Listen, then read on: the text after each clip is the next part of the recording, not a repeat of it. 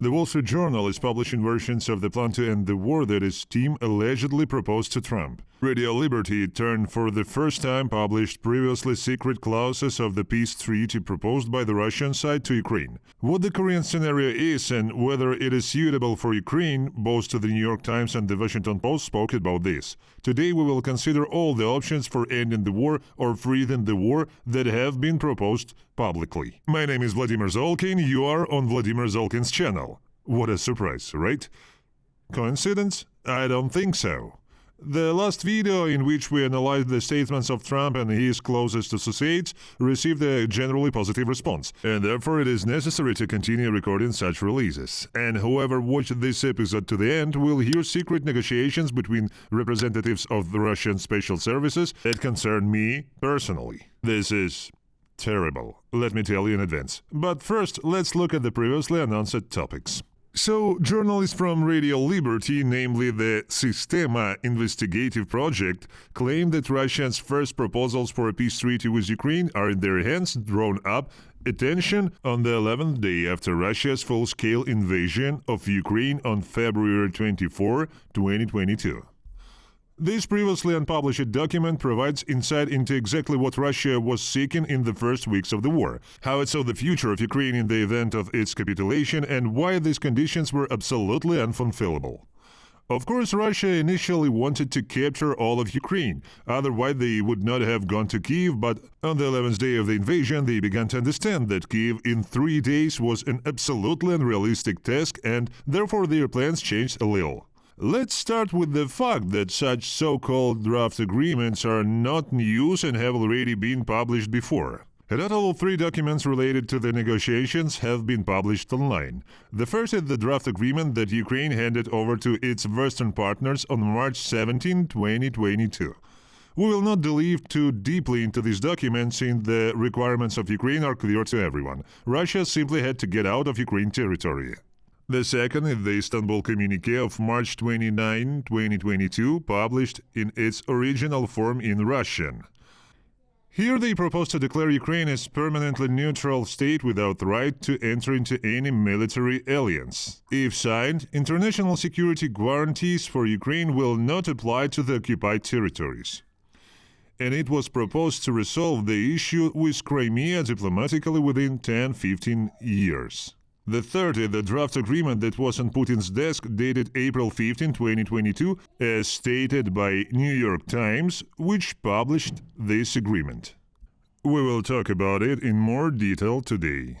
And on November 4th, the world saw a fragment of the draft so-called peace treaty, or rather the ultimatum, for March 7, 2022, on the 11th day after the start of the full-scale invasion. Now let's go chronologically. Let's look point by point at this fragment from the agreement, which is called Treaty on the Settlement of the Situation in Ukraine and the Neutrality of Ukraine. Also, it looks more like the neutralization of Ukraine rather than neutrality. This is the essence of this document. So this document contains 6 pages of the main agreement and 4 pages of annexes, for a total of 18 articles. I would like to emphasize that this document was developed by the Russian side and handed over to Ukraine on March 7, 2022. I repeat once again, on the 11th day after the start of the invasion, and a week after the start of negotiations between Ukraine and Russia. Yes, if someone forgot, I will remind you, already on February 28, 2022, the first round of negotiations between Russia and Ukraine began. It took place in Gomel, Belarus. The second and third rounds took place on March 3rd and 7th in Brest, also in Belarus. Journalists stated that the document was received from a Ukrainian source. However, they also talked to the Russian representative who confirmed its authenticity, all of course on condition of anonymity. In short, Russia proposed a treaty whose unilateral terms mean Kiev's capitulation. Complete and unconditional. Let's look at each point in turn. Army. Ukraine was obliged to reduce its army to 50,000 people, including 1,500 officers. Firstly, this is 5 times less than what Ukraine had before 2022. Secondly, as of the end of 2024, in the Pokrovsky direction alone, Russia concentrated 70,000 personnel, and we were offered to leave only 50. Thirdly, from the beginning of a full-scale war until the beginning of November, the Ukrainian armed forces have already destroyed 14 such armies. That is, Russia proposed to leave only 50,000 people to Ukraine, but at the moment the Ukrainian armed forces have already destroyed 14 armies, 50,000 people each. Only this is not the Ukrainian army, but all these are occupiers. The great strategist and riser from the knees, Putin, miscalculated somewhere. But where? The question. In fact, we were offered to turn into the army of Belarus because, as of the end of 2022, according to the military balance, the composition of the Belarusian army is about 48,000 people. Except the Ukraine is 3 times larger than Belarus, and I'm generally silent about the fact that Belarus is a puppet of Russia. This is clear to everyone. Technic tanks, Ukraine should keep only 300 units. These are the numbers presented in the document, but again, there is a nuance. 30 tanks? Russia, let me remind you of just one Avdiivka. Your meat offensive began in October 2023, and already in February 2024, you reported on the liberation of the ruins of Avdiivka. And this is what the UK Ministry of Defense confirmed. 400 destroyed Russian tanks, and this only in Avdiivka. And in 2022, you proposed to Ukraine to leave only 300 tanks for the entire army. Do you understand? You lost 400 in just one sector of the front, and they offered to leave us with 300 in total. And when for the third year you start writing to me every month or two that your tanks will soon be in Kyiv, just think of who you look like at this point. And where does this sudden optimism come from? Every time you take a village, or rather the ruins of the village, your propaganda presents it to you as a super victory. And perhaps you think that if you have covered the distance from Bakhmut to Chasovy Yar, then you are already somewhere near Kyiv. I'll upset you. The distance from Bakhmut to Chasovy Yar is 15 kilometers. Let me remind you that back in May, Prigozhin reported the loss of 20,000 of your soldiers in Bakhmut alone, and now, thank God, it is November 2024. During the operation, I selected 50,000 prisoners, of whom about 20% died. Exactly as many of them died as those who came to us by contract. Now you can just imagine how many more soldiers you lost during this time. The whole problem is that your propagandists are showing you the map on a scale that is very approximate to the warfare zone. And of course there are a lot of arrows and there is room for your imagination to run wild. But let's take a general scale so that you understand. Explain, this is a warfare zone and this is Kyiv.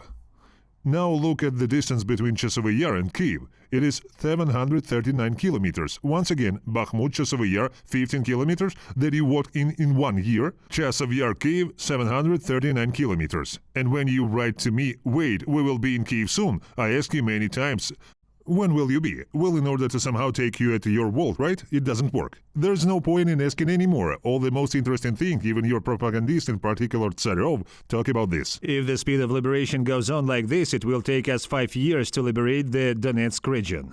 The armament of Ukraine is the next point. No less absurd is the cloud that Ukraine had to agree not to develop, produce, buy or deploy missile weapons on its territory of any type of basing with a range of over 250 kilometers.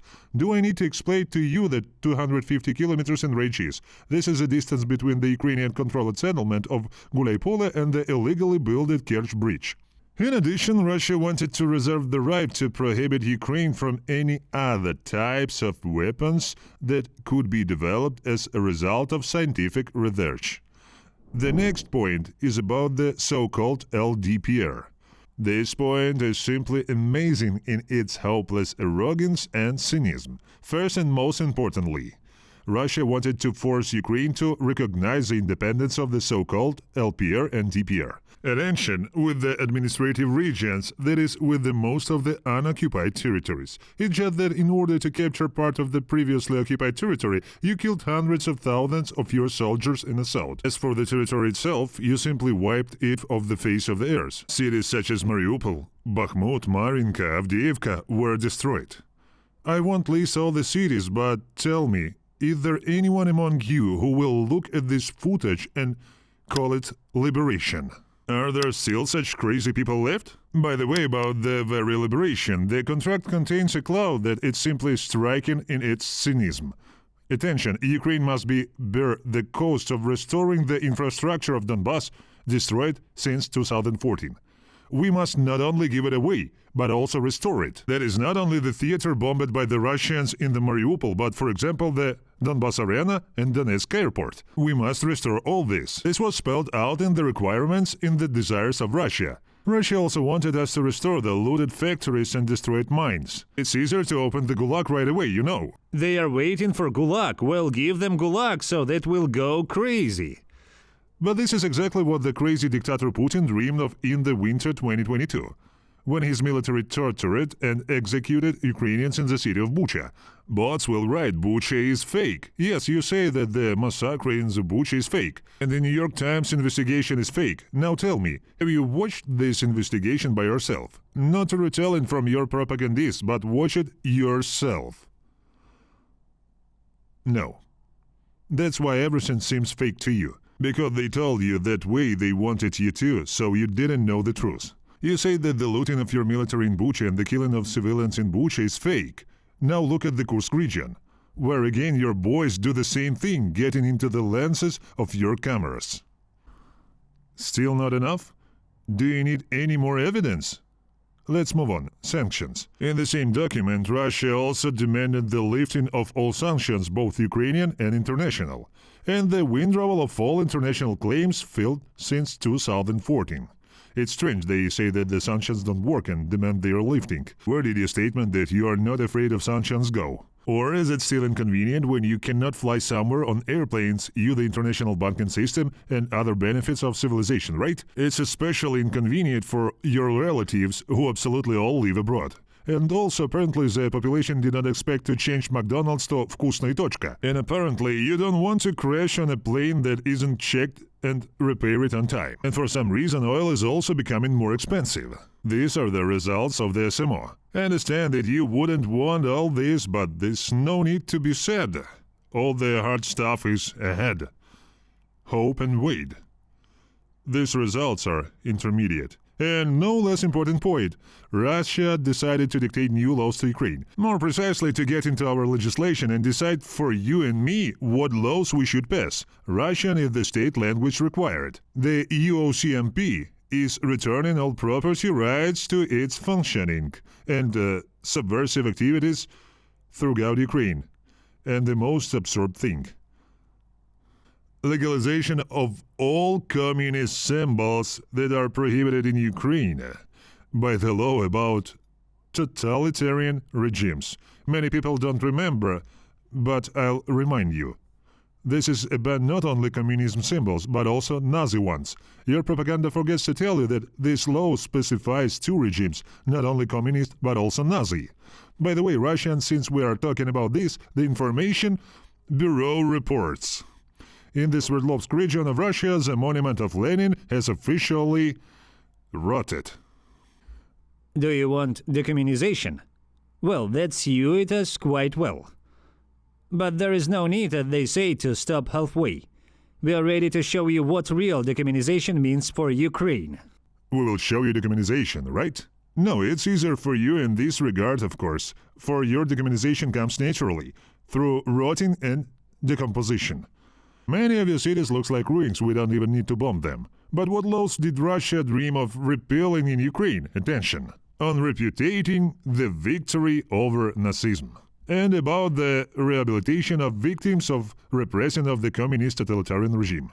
This may all seem fun and interesting, but Russians, let's reveal some of your interesting laws.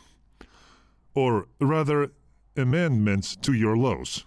Law on perpetuation victory of the Soviet people in the Great Patriotic War. According to the amendments, it is prohibited to publish photos of the Third Reich leaders, and the Russian Book Union generally suggested disposing of such books. And now pay attention to the question. Is this man aware of such news? Immigrants go home! Immigrants go home! Glory to Russia! Glory to Russia! Glory to Russia! All thought what I'm talking about. Goebbels said the more incredible the lie, the faster they will believe it. And he got his way. He was a talented man. At the same time, they are meddling in a foreign country in order to impose their openly Slavish worldview on us Ukrainians. There is a good phrase: what slaves hate most in the world is not their masters, but those who have become free.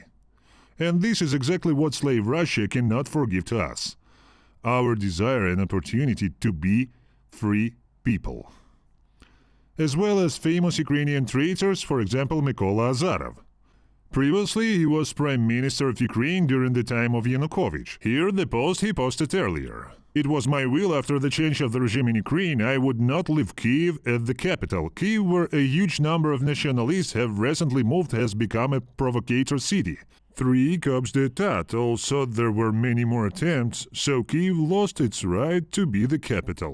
Yes, let's make Kharkiv the capital. It's not for nothing that the Russian Federation constantly bombarded the city. Don't you want to tell Azar about this? You don't want to, no? Or let's make Lviv the capital, because with the beginning of the full-scale invasion, a lot of native residents of Kyiv went to Lviv. But in general, seriously, just think about it. This chauvinist was the Prime Minister of Ukraine. And the main thing that makes me happy is that he will never be in Ukraine again, and we will sort out our own affairs. Actually, Azarov and others like him are the direct authors of this very agreement on the settlement of the situation in Ukraine, simply lost their minds, and it seems for quite a long time. In fact, these are all standard Russian demands and narratives that they have never refused. Don't refuse now and continue to promote them further. At the last BRICS summit, Putin threatened the West that he is ready for an escalation of the military situation.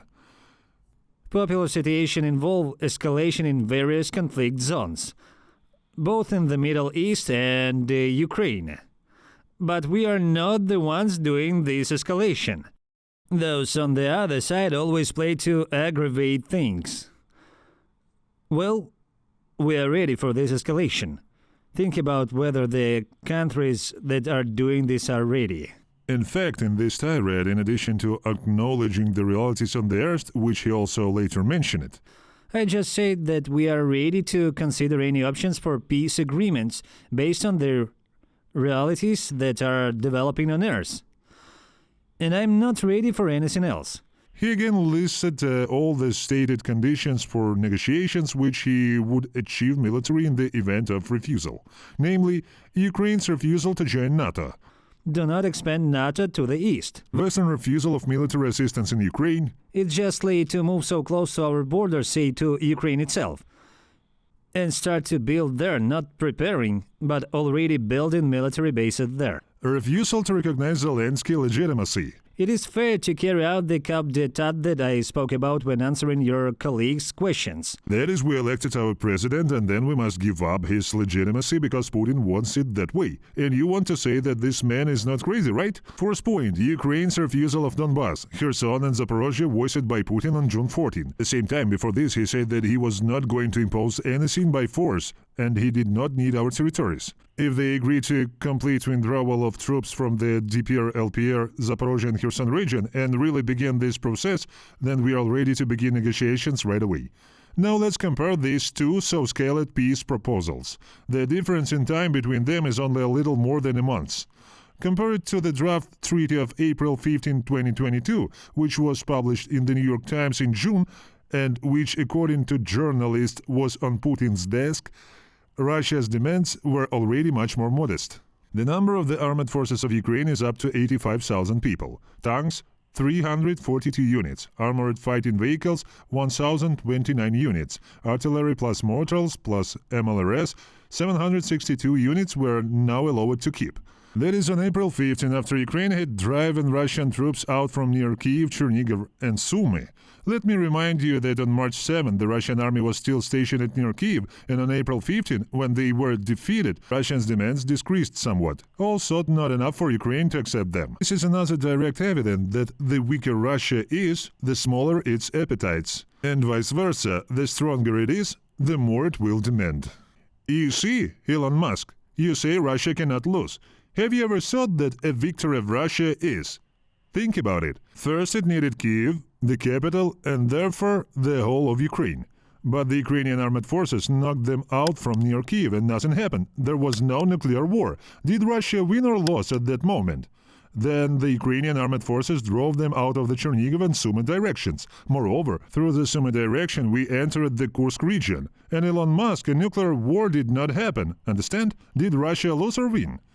Russia also named Kherson its city, but we knocked them out of there. And again, a nuclear war did not happen alone. I don't know what you mean when you talk about Russia losing, because if you think about it, Russia can simply retreat to its borders and leave us alone. And you know, let's do this. Russia goes into its borders, leaves us alone, and after that we say, Russia won. Well, so that you don't think that Russia lost in this way. Because it's not clear, I say it again. So they called Kherson their city and then left from there. Did Russia lose? What do you mean? Last square meter? Where is Russia's loss or victory alone?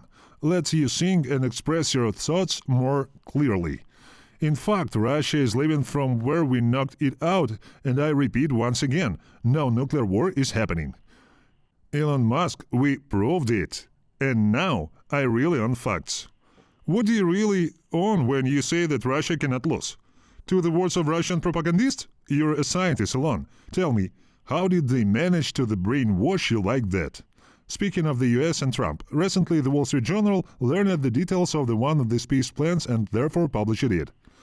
Advisors of the new presidents have put forward various versions of a plan to end the war in Ukraine. One of them is the freeze of war, which would secure Russia's control over 20% of Ukrainian territory, and also forcing Ukraine to temporarily renounce NATO membership for 20 years. In exchange for renouncing NATO membership, the United States agrees to continue to support Ukraine with weapons, which should prevent a retreat Russian attack, as well as the creation of a demilitarized zone.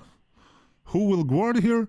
Mystery. What is known is that U.S. forces will not be involved in the peacekeeping mission and will not finance it. But there is an important but. The United States will supply Ukraine with weapons so that in the future the aggressor country will not have the intention of attacking again. It is equally important that Russia will still have a tasty morsel, which is approximately 20% of the territory that it captured earlier.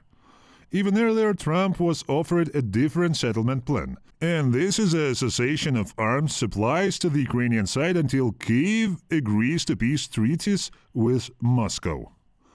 It is still unclear what strategy Trump will follow.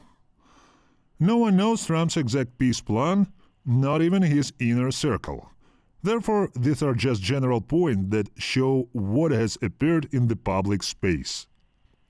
The Wall Street Journal noted that any attempts to begin peace negotiations between Ukraine and Russia will include certain obstacles, because Ukraine and Russia have different military goals.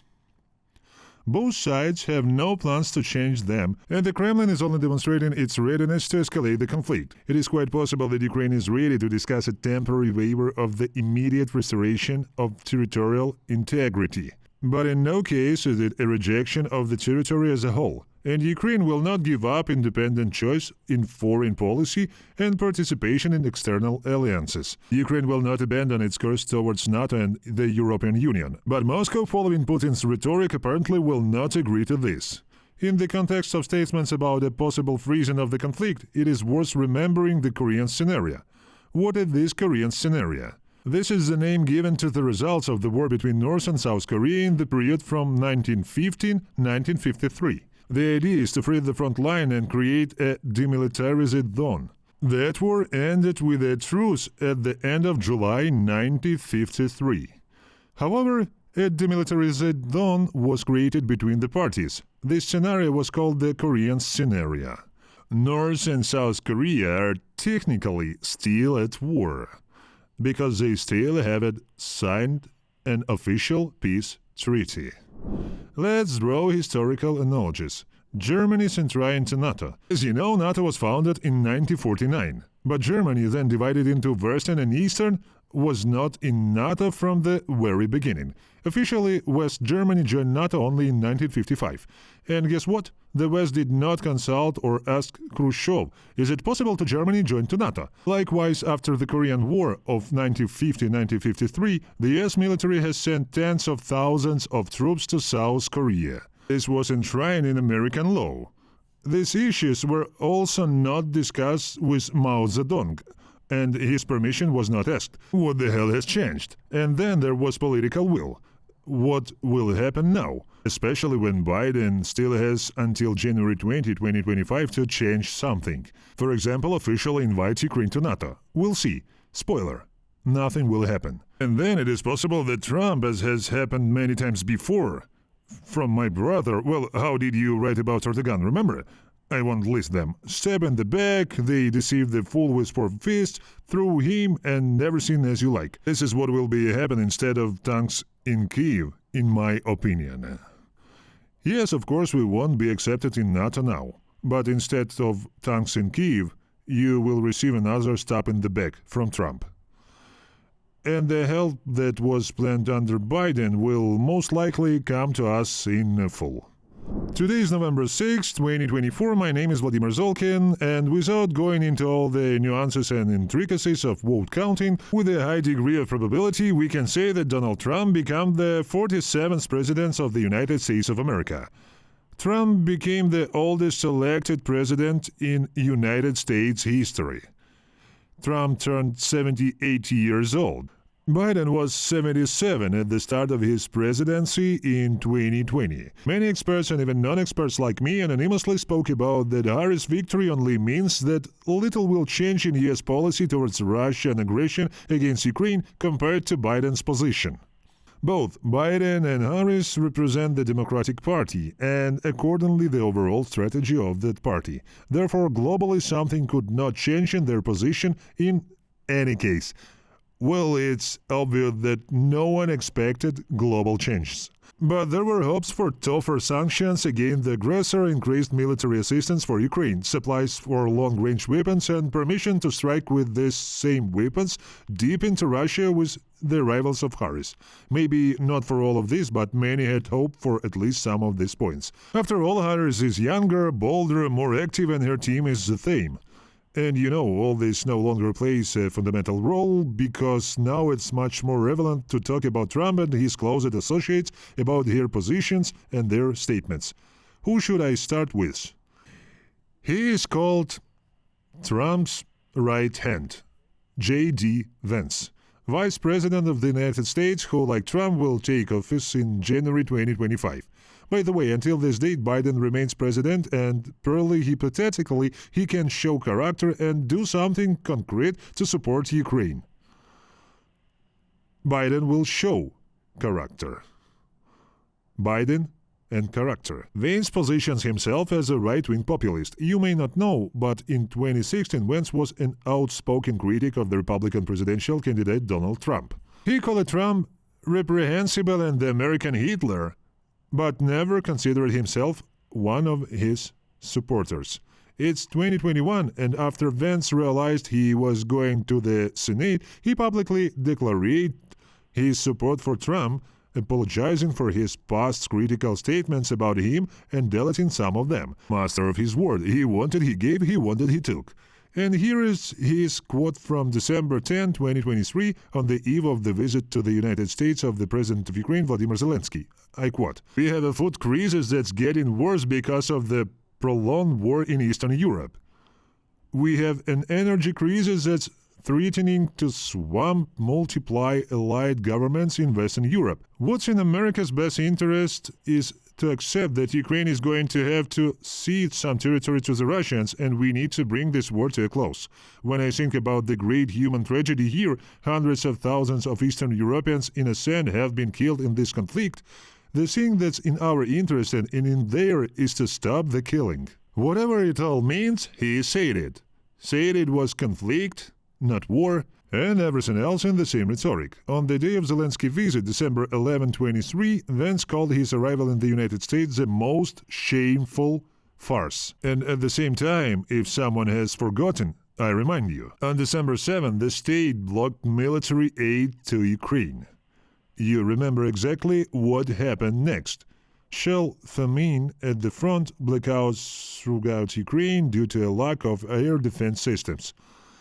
And as a tragic ending, the loss of Avdiivka. And after that, the bloodshed began, with heavy losses for the Russian military, but advance of Russian troops in Donbass. It's quite difficult not to connect this with the more than 6 months delay in aid from the United States, just like not noticing the anti-Ukrainian rhetoric of that same Vance. One of the Vance's last statements regarding the scenario for ending the war in Ukraine. Summer 2024, New York Times column. What I would like to do, and what I think fundamentally is achievable here with American leadership, but you never know till you have the conversation, is you freeze the territorial lines somewhere close to where they are right now. This is point 1. Point 2 is that you guarantee both Kiev's independence, but also its neutrality. It's the fundamental thing the Russians have asked from the beginning. I am not naive here. I think the Russians have asked for a lot of things dishonestly, but neutrality is clearly something that they see as essential for them. There's going to have to be some American security assistance over the long term. I think those 3 things are certainly achievable. Yes, that some American assistance seems to have been spelled out in Budapest Memorandum, no? As far as I remember, paragraph 6 of the Budapest Memorandum contained some consultations. So-called consultations. And consultations can lead to anything, both to military assistance and concern. At the same time, both the USA and Russia, according to the first point, committed to respecting Ukrainian sovereignty within its borders as they existed in 1991. In return, Ukraine attention gave up its nuclear weapons, and here we cannot help but recall the noble speech from 1991, then still Senator Biden, who at the time also saw his own way to solving the situation in Ukraine. To get this aid to help them destroy these weapons is not all because they worry they'll be used against the United States, they worry it will be used against them. The Ukraine has a significant number of nuclear warheads on their landmass. They declare independence tomorrow, Mr. President. They nationalize, in effect, all those weapons that are now on their territory. They become an instant nuclear power, Mr. President, with a government we know not of, in circumstances we cannot contemplate, and, Mr. President, at least for the Russian Republic and other republics, a new dimension with which they have to deal. In the context of a civil war or anything approaching that in the former Soviet Union, Mr. President, I do not find it reassuring to know that there are a number of tactical nuclear weapons, from nuclear landmines to artillery shells, that are sort of floating around the landscape there, Mr. President. So it's not just our concern, I acknowledge, but Mr. Gorbachev and what's left of the central government's leadership, they have a concern that in that context, those weapons present a dimension to civil war unlike anything the world has ever contemplated. And at the end of October, literally on the eve of the US elections, the Financial Times publishes an article Trump's foreign plan. Embrace unpredictability, to put it briefly. Trump intends to end the war in Ukraine by freezing the conflict with astonishing speed. Part of the plan is also that after the end of the war in Ukraine, autonomous demilitarized zones could be created on both sides of the border without Ukraine's membership in NATO. The implementation of this plan will not be controlled by Trump in trenches, and not even NATO or UN peacekeepers, but some European forces. Trump is confident that removing the issue of Ukraine's membership in NATO from the agenda for several years could bring Russia to the negotiating table. However, the article emphasized that Trump's circle understands that a final deal will not be reached until Putin leaves office. I don't comment on this in any way, simply because this is essentially a statement for the sake of statements. It has no practical meaning, as you understand by yourself. These statements have no practical meaning, but they characterize the general position. If we speak diplomatic language, the J.D. Vance's position is not very adequate, and speaking of facts, it's simply pro-Russian. At least in my subjective opinion, there should be no doubts or any rose-colored glasses here. This man and his statement are truly, absolutely pro-Russian. Elon Musk. How can we not mention the richest man in the world? Unfortunately, he has not limited himself to business for a long time and he is interested in politics. The media report that he even communicated with Putin, but we will return to this later. Musk actively participated in Trump's election campaign, investing millions of dollars in it. In an interview with Reuters on August 20 this year, when asked by a journalist if he wins the election, would he like to appoint Musk to the position of advisor or minister, Trump gave a positive answer. He is a very smart man. I would of course do it if he agrees. He is an outstanding guy, Trump said. Shortly after the publication of this interview, Elon Musk wrote on his social network X, which was previously called Twitter, "I am willing to serve." He attached an AI-generated image of himself to the publication, standing behind a podium with the inscription Department of Government Effectiveness. He will soon launch the application in America. Well, on election night, Musk shared a photo from Trump's headquarters and captioned it, "The future will be like this." Apparently, everything is heading towards Musk's appointment to some official position. We'll see. Within an hour, he posted a meme of him carrying a thing in the Oval Office of the White House. Musk is generally full of shameful statements related to Ukraine. Let's remember the brightest of them. In February of this year, he spoke out against the U.S. bill to provide financial assistance to Ukraine, and called on Americans to put pressure on senators so that they would not approve continued military assistance to Ukraine. I wonder if Musk even understands how much Ukrainian blood is on his hands. He believed that Putin cannot lose the war and therefore there is no need to help Ukraine. He believes. Musk said this during a discussion on platform X, Bloomberg writes. According to the Wall Street Journal, Musk maintained contacts with Putin at the end of 2022. Among other things, Putin allegedly asked Musk not to activate the Starlink satellite communication system in Taiwan, to do a favor, curry favor with Chinese leader Xi Jinping. Here we cannot help but recall the murky stories with Starlink, where Musk allegedly turned off their work in Crimea, thereby disrupting the operations in the Black Sea, and about the use of Starlink in the Russian armed forces. He of course denied all this, dodged it and so on, but the fact remains a fact. Musk's biography talks about his concerns about that Russia could use nuclear weapons in response to a serious attack.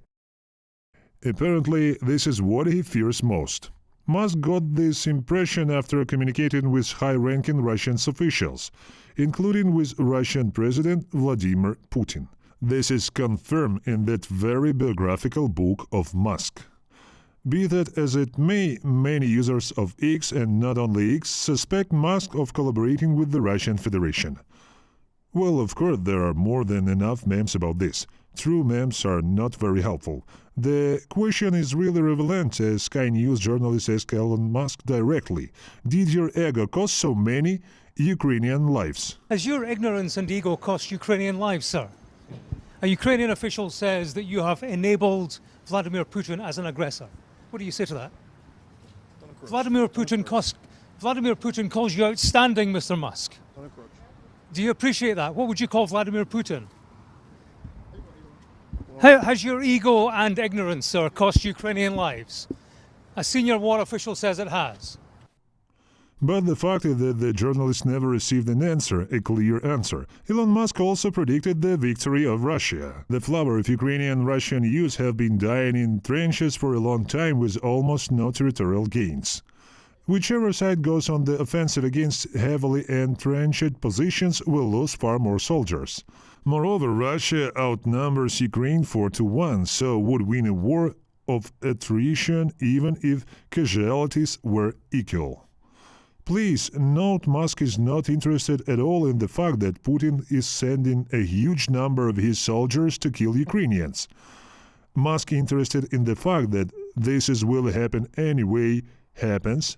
He takes it for granted. He doesn't try to do absolutely anything about it. He doesn't try to write anything about it. Should the Ukrainian offensive fail with heavy casualties, a Russian counterattack would capture a lot more territory, Musk continues. This is why there has been no major offensive.